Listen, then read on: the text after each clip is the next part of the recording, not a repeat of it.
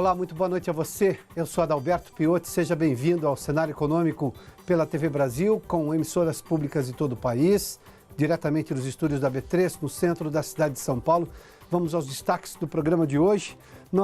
Caiu a desocupação em todos os comparativos na medição do desemprego em relação à pesquisa que faz o IBGE. A PNAD contínua mostra um recuo no desemprego, mas ainda assim nós temos mais de 12 milhões de pessoas desempregadas no país. O desemprego atingiu, na verdade, 12 milhões e 700 mil, se a gente falar em desemprego absoluto, que tem também uma outra taxa que o IBGE calcula, que é a subutilização, ou seja, pessoas que poderiam trabalhar mais, mas não têm oferta de mercado de trabalho. O governo arrecada quase 7 bilhões com o leilão do pré-sal. Foram outras unidades, foi o último leilão do petróleo deste ano. A inadimplência das empresas cresceu agora no mês de agosto e a bolsa em queda. E o dólar em alta nesta sexta-feira, no fechamento da semana, mas teve a valorização do Ibovespa nesse mês e uma desvalorização do dólar no fechamento agora do mês de setembro. Tudo isso no cenário econômico que já está no ar.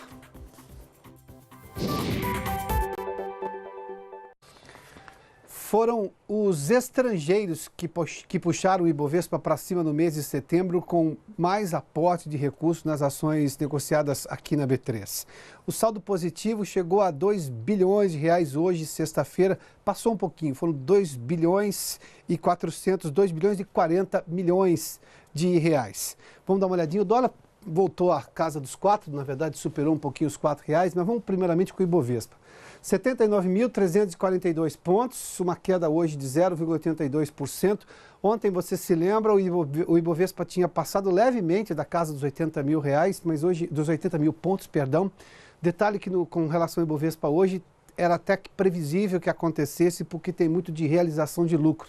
Gente que comprou uma ação ali na baixa, a ação se valorizou, vendeu na alta, obviamente o Ibovespa teve uma queda hoje. Mas no mês, se a gente calcular no mês, o Ibovespa teve uma valorização de 3,28%, ou seja, o índice cresceu. Você se lembra que a gente falava de um Ibovespa de 76 mil pontos tempos atrás, 75, tinha dias que baixava mais durante o dia, mas enfim, agora nós estamos falando de um Ibovespa muito próximo dos 80 mil pontos e obviamente com esse incremento dos estrangeiros. O dólar comercial teve uma alta hoje de 1,07%, ontem fechou abaixo dos R$4, o que não acontecia desde o mês de agosto desse ano. Hoje uma alta de pouco mais de 1%, a R$4,03, mas se a gente fizer um cálculo de no mês, está aqui, olha, o Ibovespa caiu quase 1%, o dólar caiu 0,87%. Só para fazer um outro comparativo, em agosto, a moeda americana tinha subido 8%, 8,46% no mês de agosto. Agora, em setembro, recua um pouquinho. Mas no ano, a valorização da moeda americana aqui no Brasil já chegou a 21,8%. Ou seja, a gente está com o dólar bem sobrevalorizado se a gente levar em conta as cotações que nós tínhamos no começo do ano. Aliás, prova disso é que dia desse nós trouxemos uma reportagem aqui, uma informação aqui no cenário econômico, que o gasto dos brasileiros no exterior tinha caído e caído bastante. Além do que ontem nós trouxemos uma outra informação que as empresas aéreas devem repassar para o consumidor, para o preço da passagem, o custo que elas estão tendo a mais com o preço do combustível e com a alta do dólar. As empresas aéreas são muito suscetíveis às oscilações de câmbio.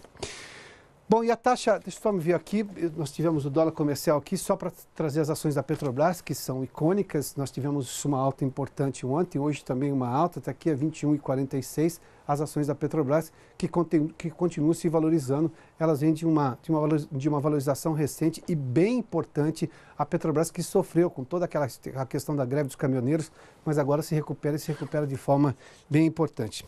Bom, a taxa de desocupação medida pelo IBGE, da PNAD, que o IBGE divulga mensalmente, no trimestre encerrado agora, no mês de agosto, teve um recuo importante, é verdade, porque nós estamos falando de redução do desemprego, mas nós estamos falando ainda de um desemprego que atinge mais de 12 milhões de pessoas, 12 milhões e 700 mil pessoas, que a gente fala de desemprego absoluto, ou seja, as pessoas que não têm nenhuma ocupação, até porque depois tem uma taxa de subutilização, ou seja, pessoas que trabalham poucos dias na semana, poucas horas no dia ou poucas horas na semana, isso entra na conta da subutilização da força de trabalho. Mas vamos lá para a gente entender só as taxas de desemprego. No trimestre encerrado agora em agosto de 2018, chegou a 12,1. Se eu fizer uma comparação com outras medições, por exemplo, no trimestre anterior era de 12,3. 12,1 para 12,3, obviamente é uma redução pequena depois da vírgula, mas ainda assim, se a gente levar o comportamento em conta, o comportamento dessa taxa, ela vem caindo. Sempre muito pouco nas medições do IBGE, mas vem caindo. No mesmo trimestre de 2017 era mais alta, de 12,6 para 12,1, aqui sim tem uma queda importante. E no trimestre até maio, ou seja, no trimestre, nos 3 meses anteriores, exatamente, não com a outra taxa que nós vimos anteriormente aqui, que é exatamente no trimestre encerrado em julho, mas aqui de maio é de 12,7, ou seja, eu tenho um comportamento de queda sim no desemprego, mas a gente está falando ainda de números que reduzem-se depois da vírgula, ou seja, a redução é depois da vírgula, é uma redução muito lenta, e tudo isso se deve à recuperação econômica ainda muito lenta. Prometia-se uma recuperação econômica maior este ano, falava-se no final do ano passado e até no começo desse ano, com o PIB crescendo a 3%. Ontem nós trouxemos algumas revisões do Produto Interno Bruto, ou seja, de queda muito maior do que se esperava. Falava-se em 1,6, 1,5, agora o mercado fala em 1,34. Ontem nós tivemos uma redução pelo Banco Central também de 1,4 de crescimento. O IPEA é um pouco mais otimista, fala em 1,6 ainda, era 1,7, mas isso tudo se reflete no emprego. Esse aqui é o maior drama da crise. A crise que nós tivemos em 2015 e 2016, por erros de política econômica que atrasaram o país seguramente por pelo menos 10 anos, se reflete justamente aqui. A recuperação do emprego muito lenta do que se esperava, se levando-se em conta outras comparações. Mas vamos lá. Aquela taxa de desemprego, que está em queda, sim, mas chega a 12,7 milhões, 12 milhões e 700 mil desempregados no país.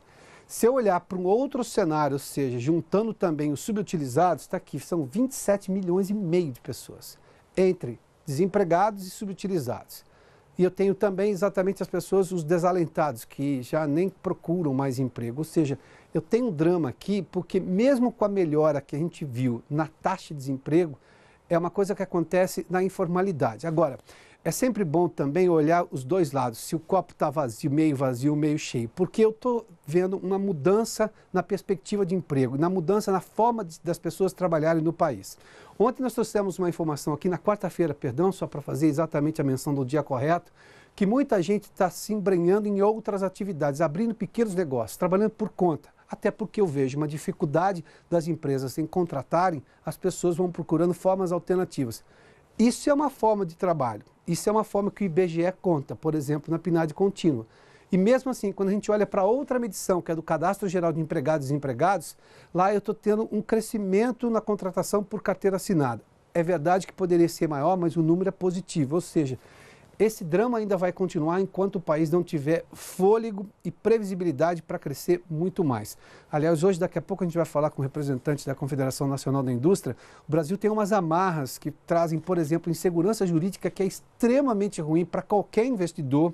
E, por exemplo, um aumento de custo dos produtos feitos aqui no Brasil, algumas amarras de taxas cobradas, por exemplo, pelo governo. Ou seja, taxas que, além de serem problemáticas do ponto de vista de custo, algumas trazem exatamente esse drama maior, que é da insegurança jurídica, e, obviamente, isso é a palavra mais negativa para o investidor. A gente fala disso daqui a pouquinho. Vamos seguir aqui, porque quase 7 bilhões foram arrecadados hoje pelo governo com o último leilão de petróleo do pré-sal.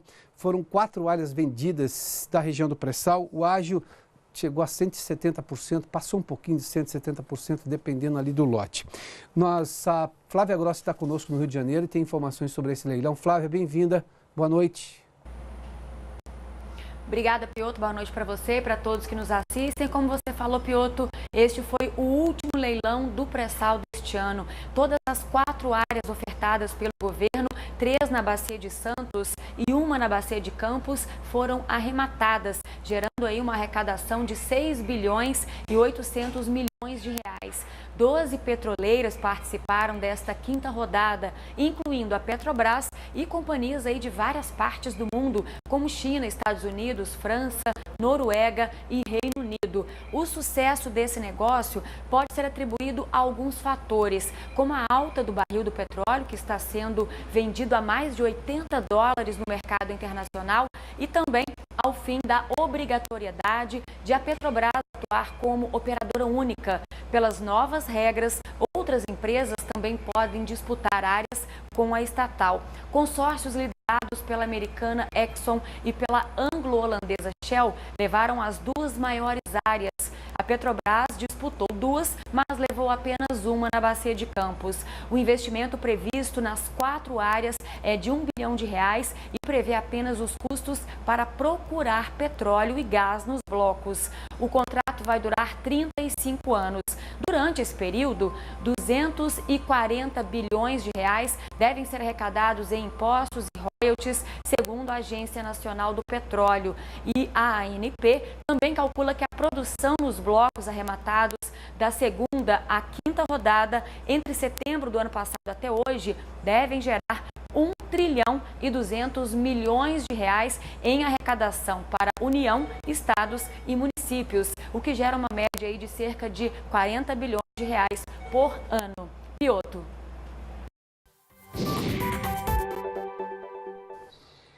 Muito obrigado, Flávia. A Vanessa Casalino está conosco em São Paulo e tem informações sobre uma nova pesquisa sobre inadimplência de empresas. A inadimplência das empresas foi detectada numa nova pesquisa da Confederação Nacional de Dirigentes Lojistas e também do SPC Brasil. Vanessa, boa noite.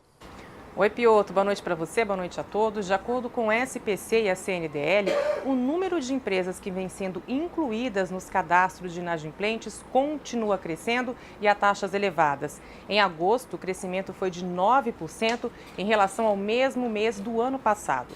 Já o número de pendências devidas pelas empresas teve alta de 7,4%. As dívidas delas tiveram aumento maior no setor de serviços, 9,7%, na comparação com o ano passado. Na indústria, a elevação foi de 5,8% e no comércio, uma expansão de 1,8%. Já o ramo da agricultura registrou queda na inadimplência, foi o único, recuo de 1,7%. Para a Confederação Nacional dos Dirigentes Lojistas, o aumento da inadimplência das empresas ainda se deve à recuperação lenta da economia. A região Sudeste puxou essa alta, o número de empresas que devem por aqui subiu 16,31%. Mas, por outro lado, um indicador positivo teve bons resultados. Em agosto também. É o índice de recuperação de crédito, também medido pelas duas entidades, que mensura o processo de quitação das dívidas em atraso. Ele vem acelerando desde julho e a variação acumulada em 12 meses está em 2,6%, a mais alta desde dezembro de 2015. A maior parte das empresas está no setor de comércio, ou seja, empresas que conseguiram crédito e conseguiram quitar suas dívidas, Piotto.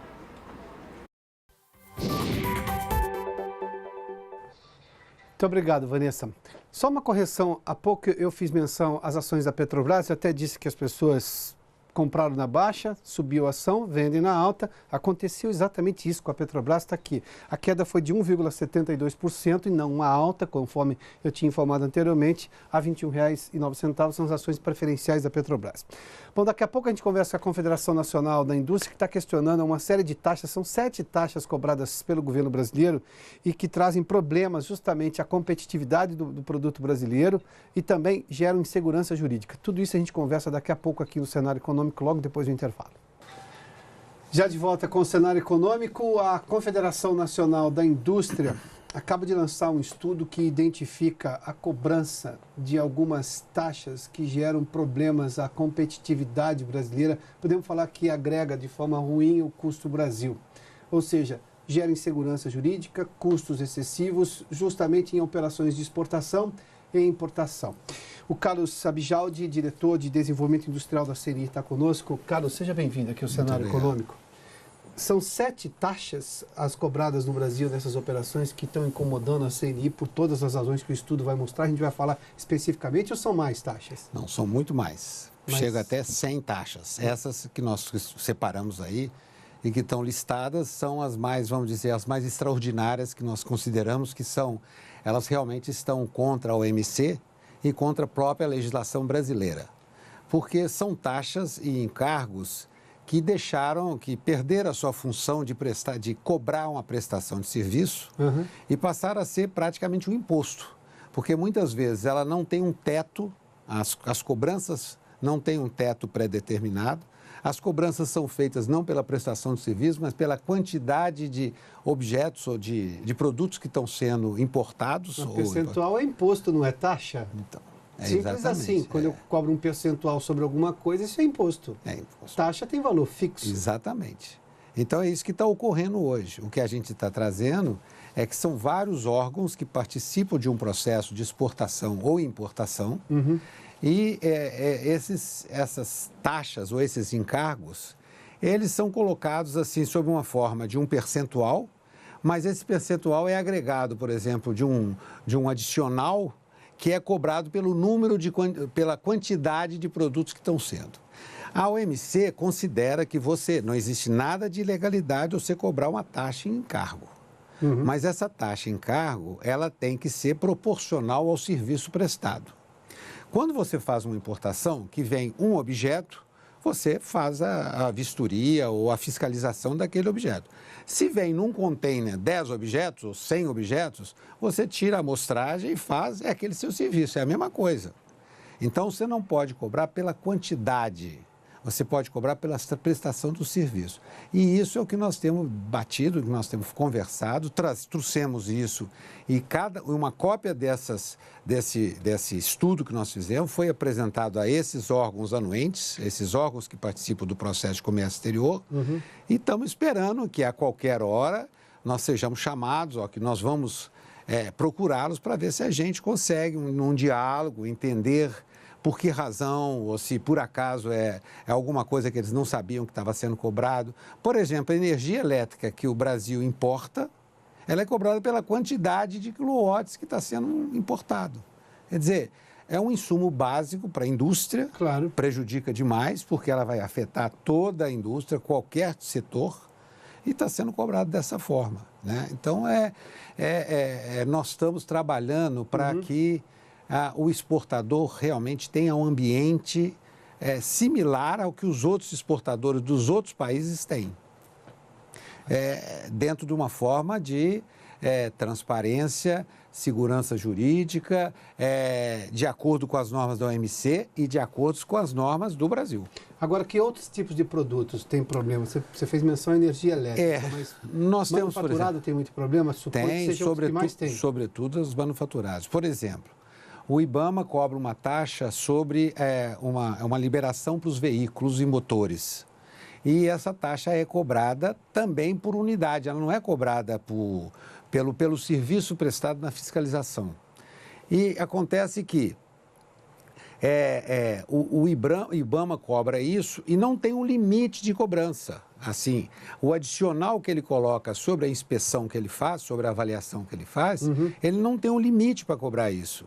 A OMC não permite isso. A OMC acha que tudo tem que ser seu teto, como em qualquer coisa que é cobrada no Brasil. Se existe uma multa, ela é cobrada até o teto de tanto, né? Claro. Vamos supor, se você tem uma multa de 100 e você tem um débito de 100 e depois incidem sobre ela encargos, esse encargo não pode ultrapassar o valor da multa ou não pode passar 80%. Como está na legislação brasileira? É a legislação brasileira. Então, nós estamos entrando numa seara que é exatamente isso.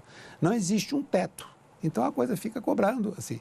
Então, no caso dos veículos que têm que receber essa autorização, veículos e motores e máquinas, tem que receber essa licença do IBAMA. E ela é cobrada exata pela quantidade. Se você importa um veículo, ou um motor, ou uma máquina, você paga uma taxa. Se você importa 10, 100 mil, você paga multiplicado. Carlos, por que você imagina que isso tem no Brasil, se você fez menção a questões que a OMC questiona, coisas que a própria legislação brasileira questiona, ela própria não bate com a própria lei brasileira, ou seja, isso gera insegurança jurídica, não em relação ao exterior, gera insegurança aqui. Porque, obviamente, as empresas vão recorrer aos tribunais aqui. Sem dúvida, e aí a gente tem problemas enormes. Por que nós temos isso? O que é? É cultura exportadora ruim? Problemas com produtos importados? O que faz com que a gente não se abra ao mercado, não se abra ao mundo de uma forma que seja mais rápida e, obviamente, remunere quem tem de ser remunerado, mas de uma forma justa? Olha, o que nós percebemos é o seguinte, que nós também não íamos saber dessas cobranças se não fosse pesquisas que nós fazemos. De 2 em 2 anos, nós fazemos uma pesquisa daquilo que é mais prejudicial ao exportador. Quais são as barreiras que ele encontra para exportar? E por vários anos seguidamente, a gente tem, e esse ano repetiu-se, que eles reclamam muito dos custos, dos encargos e taxas pagas nas aduanas e nos portos. Então, nós fomos esse ano, fizemos esse estudo exatamente para conhecer isso. Eu acho que muitas coisas o próprio brasileiro ou a própria instituição não sabia que estava sendo cobrado dessa forma, ou que existe esse processo que não é permitido, que não é legal, vamos dizer, que não está dentro... O que nós estamos querendo agora é um diálogo para corrigir essas coisas que nós consideramos que estão fora da OMC, fora das regras da OMC, fora da constitucionalidade brasileira. Então, eu acho que foi muito isso. Eu acho que muitas coisas que ocorrem no Brasil talvez pelo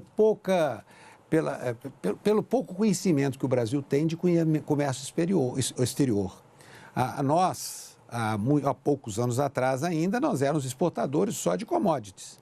Então, quando entramos para a parte de manufaturados e coisa que tem vamos dizer, uma especificidade diferente, né? Nós temos uma série de encargos e taxas em cima disso, eu acho que aí começam, então, as nossas dificuldades e os nossos custos extras. Eu já recebi importadores aqui, tanto de alimentos quanto de vinhos, eles dizem que a legislação brasileira, a operação é de custo extremamente alto, diferente do que se pratica no mundo e que gera um imbróglio burocrático que leva, às vezes, para conseguir importar um produto novo, leva 2 anos, porque é uma questão de troca de amostras, de mandar um técnico daqui do Brasil para o lugar de origem onde você vai estar importando o produto. Você, às vezes, tem que pegar, por exemplo, vinhos que custam muito caro, você tem que mandar 2 ou 3 amostras, enfim. Eu tenho ouvido tudo isso. Esse é o tipo de burocracia que existe no Brasil? Dá para reduzir isso daí ou é necessário esse tipo de coisa? Nós estamos trabalhando muito nisso. Hoje nós trabalhamos pesadamente e nós insistimos com o governo, porque foi implantado pelo governo a janela única de exportação e de importação. Isso reduz bastante a burocracia, dá transparência, porque todos os órgãos anuentes, quer dizer, o exportador ou o importador, ele entra com seus documentos numa página, aquilo fica arquivado lá e todos os órgãos é que examinam aquele documento. Não existe mais aquilo. Nós tínhamos antigamente 17 documentos, 17 assinaturas num documento de exportação. E aí vinha, era uma coisa. 17? Então, 17 órgãos anuentes que tinham que assinar um documento de exportação. O senhor imagina como é que as coisas se passavam. Então, eu acho que hoje nós já estamos tendo consciência disso, precisamos de transparência, e isso dá muita transparência, na segurança jurídica, porque isso é uma coisa que é real, é o que tem que ser feito. E nós estamos trabalhando muito outra coisa, o operador econômico autorizado.